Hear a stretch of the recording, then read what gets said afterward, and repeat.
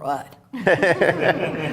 They're making it easy and hard for us with these. I'm not kidding you. Yeah, I mean, the leading lines on this, again, the right camera height so that there's no collisions at the top there. There's just perfect amount of space between the end of the dock and the horizon line.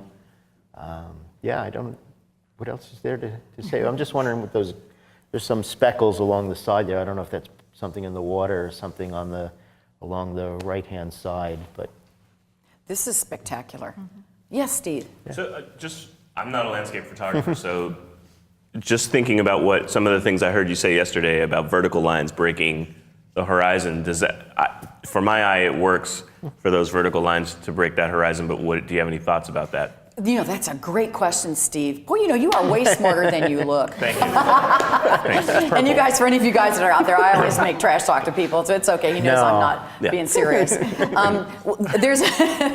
think that there's a difference. First of all, when you talk about people and vertical lines, that's the area where you have to be really careful, because a vertical line will dissect a photograph, and especially if it's a photograph of a feminine form, it kind of it tends to take something and make it look very masculine. This works because there's harmony and there's balance. Yeah, I guess I hadn't really thought about that in landscape. I mean, I'm always watching that for people, and that's something I will now take with me to think about the lines growing out of something. But the other thing too is what the maker did right. They did so many things right. The horizon line, the fact that there's space between the dock and the horizon line, I think that's really, really an important element of composition. Mm-hmm. I also love the fact that vertical, that line, that diagonal goes straight out of from the dock, I think is beautifully, beautifully composed.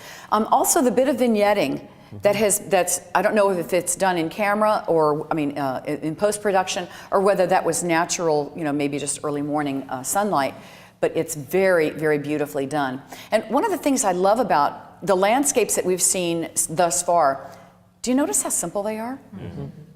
It really just goes to show, sometimes we feel like we have to have too much. We have to put everything into a picture, when maybe what we really need is to edit. Yeah, and again, that comes down to, I think, the backing up and bringing a longer lens to bring things in, as opposed to going out there with a wide angle, because everyone says landscapes need a wide angle. Sometimes it just puts too much in. Wide angles are really tough to work with.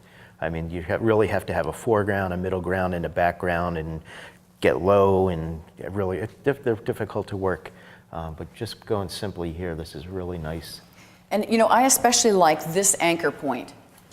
I love this. It is just right on the money, on the rule of thirds. You could break this photograph up in the rule of thirds, your eye goes right there. It's just beautiful, and it gives you a place to go. And I think that's an important thing for us to think about, is that you want the eye to travel when in a photograph. You don't want it bouncing all over the page.